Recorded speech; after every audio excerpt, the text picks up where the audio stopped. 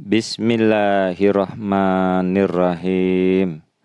Nahmaduhu wa nusalli ala rasulihil karim wa ala abdihil masihil ma'ud. Assalamualaikum warahmatullahi wabarakatuh. Asyhadu an la ilaha illallah wahdahu la syarikalah wa asyhadu anna Muhammadan abduhu wa rasuluh. Amma ba'du. Para pendengar Pelita Ilahi, jumpa lagi di hari Jumat nan Mubarak, tanggal 14 Mei 2021. Kali ini saya akan menyampaikan berkenaan himbauan ayo menjaga diri dan anak-anak setelah momen Id. Mendapatkan najat dan terbebas dari api neraka bagi kita dan keturunan adalah sesuatu yang penting. Hari Id merupakan momen tepat tersebut. Dan ada sebuah ayat Al-Quran Karim yang menekankan tentang hal ini.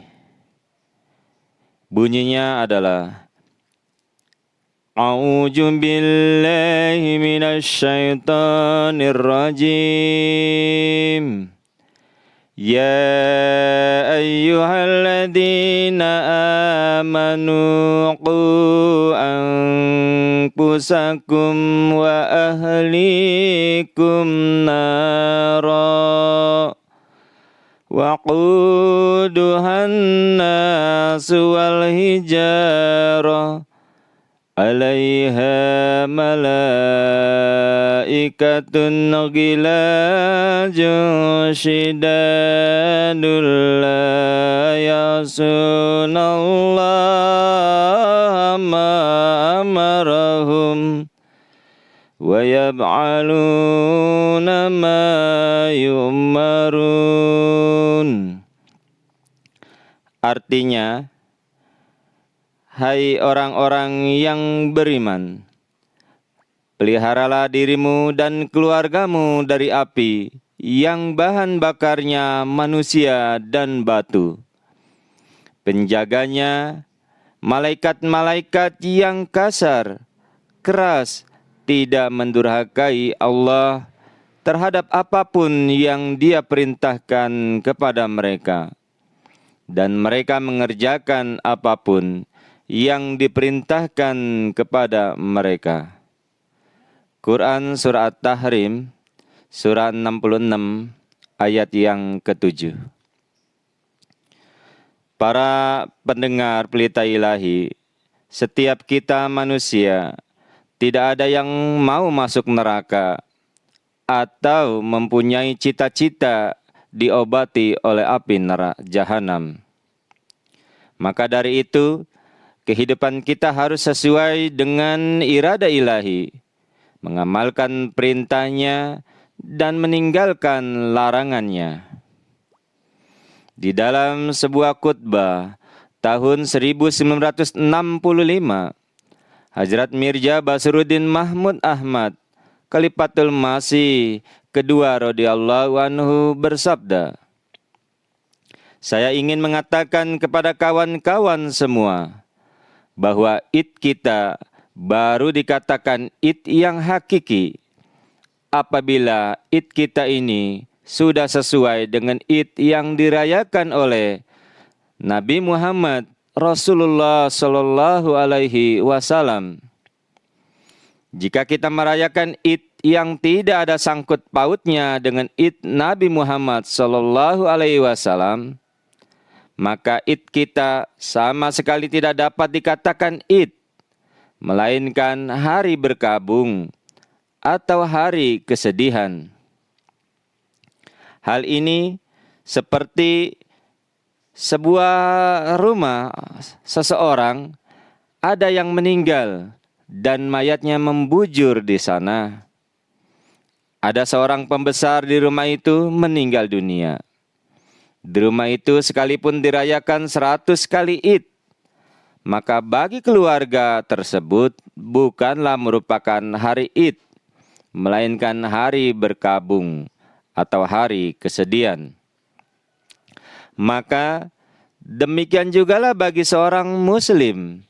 Walaupun Nabi Muhammad sallallahu alaihi wasallam sudah wafat lebih 1400 tahun yang lalu, jika Id di rumah dia tidak direstui oleh Id Nabi Muhammad sallallahu alaihi wasallam dan mereka bergembira dengan Id secara jahiliyah ini, maka Idnya itu tidak membawa sebarang faedah apapun. Memang betul, pada hari itu Allah Ta'ala telah menyuruh kita untuk bergembira ria, dan kita pun terpaksa dengan gembira merayakannya. Namun di dalam hati kita harus tetap menangis. Mengapa Id yang direstui, Id Nabi Muhammad SAW, belum juga tiba saatnya?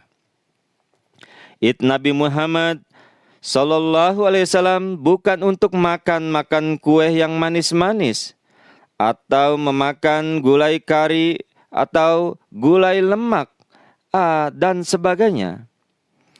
Id beliau adalah dirayakan karena ajaran Al-Quran dan Islam sudah mulai tersebar ke seluruh negeri Arab pada waktu itu.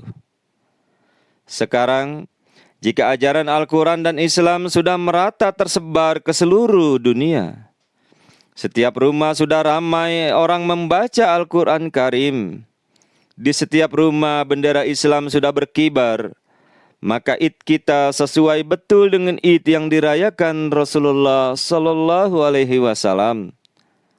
Dan mendengar hal ini, tentu Rasulullah Sallallahu Alaihi Wasallam akan sangat gembira, sekalipun beliau sudah wafat 1400 tahun yang silam, bahwa misi yang beliau bawa ke dunia sampai sekarang ini tetap tegak berdiri dengan teguhnya.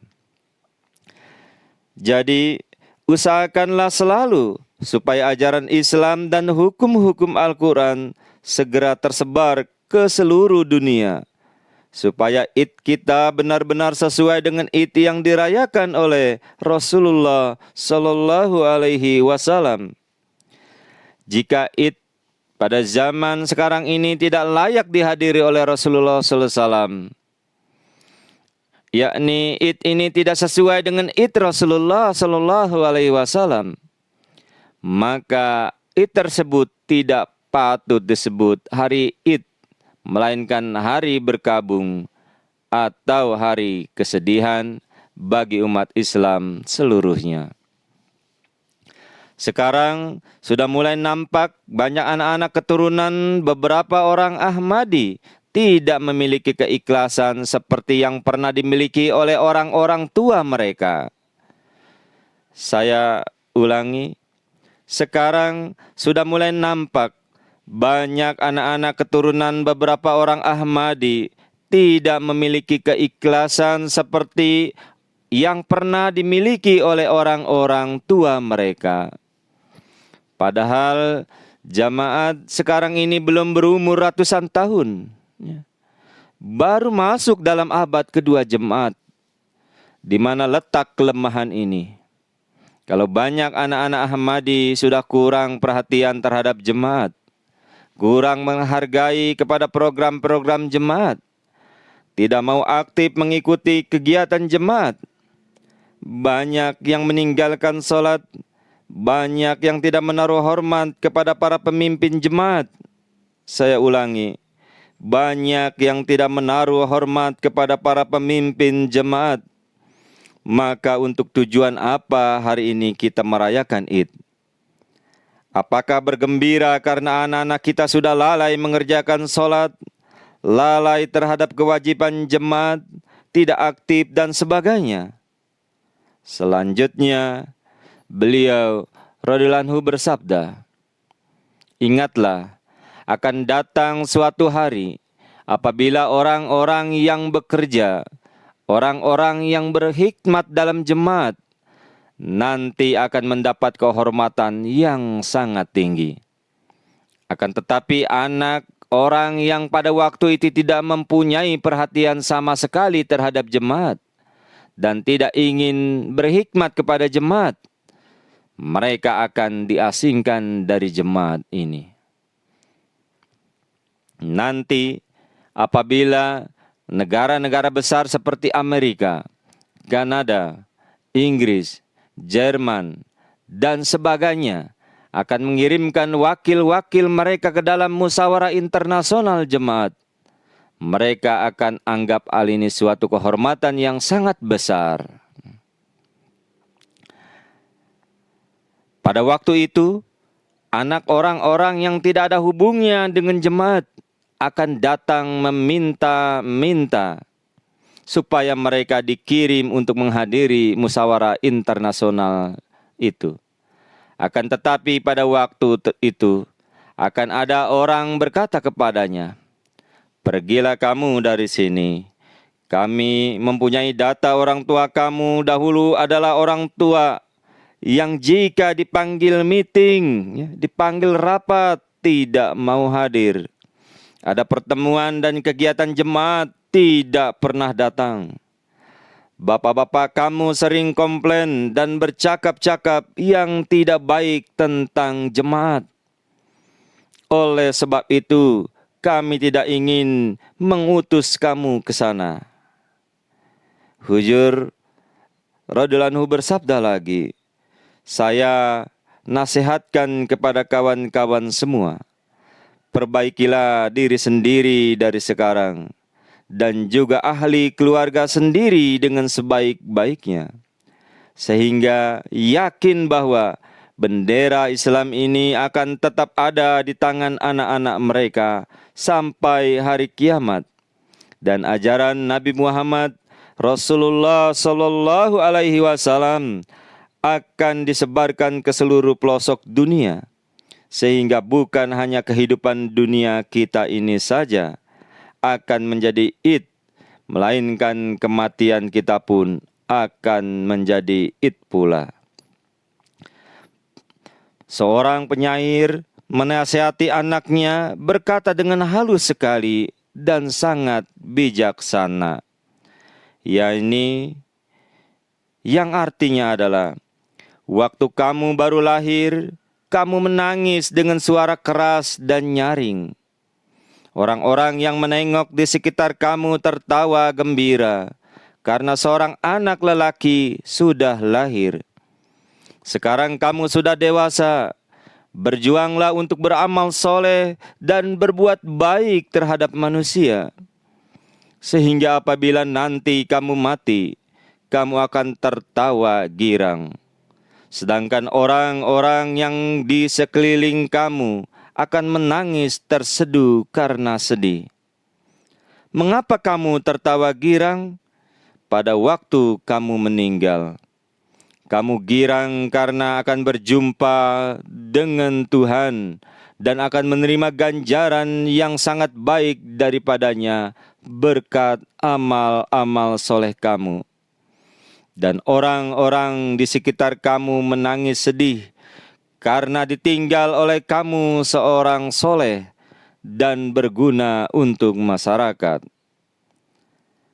Dari syair ini dapat diambil pelajaran bahwa jika seseorang rajin berkhidmat kepada agama dan kepada jemaat dengan baik dan dengan ikhlas, tentu waktu dia meninggal akan bergembira berjumpa Tuhan, karena dia akan menerima ganjaran daripadanya. Sebaliknya, sedangkan orang-orang yang di sekelilingnya akan merasa sedih ditinggal oleh dia, karena dia seorang yang sangat baik dan sangat berguna bagi masyarakat. Itulah kematian yang harus diidam-idamkan oleh setiap orang, oleh setiap Ahmadi, oleh setiap orang yang beriman. Setiap orang memang akan meninggal dunia. Akan tetapi apabila malaikat Tuhan memberitahukan suatu kabar suka kepadanya, engkau akan pergi dan akan duduk di pangkuan Tuhan. Para malaikat akan melindungi engkau, dan anak cucu engkau akan terus berjuang dan berhikmat kepada agama demi menegakkan panji-panji Islam. Maka saat yang seperti itu pasti akan menjadi saat yang membahagiakan bagi kita.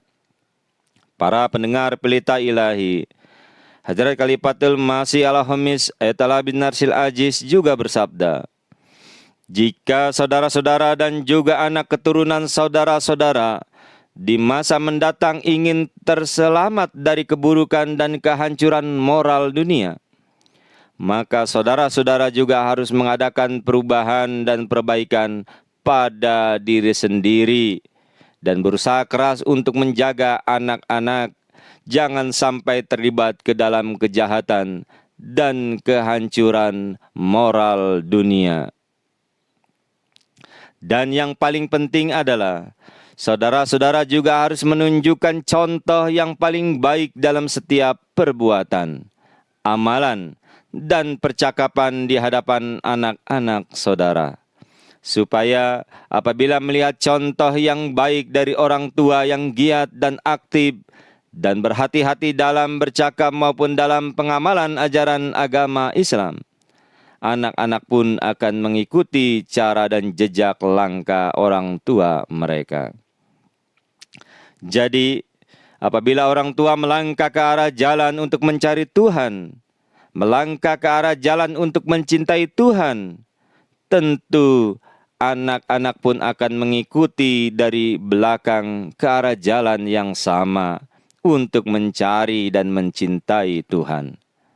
Namun, bimbingan dan kawalan terhadap mereka, serta doa sebanyak-banyaknya yang dipanjatkan kepada Allah Ta'ala, selalunya harus dilakukan dengan cermat dan rajin oleh kedua orang tua.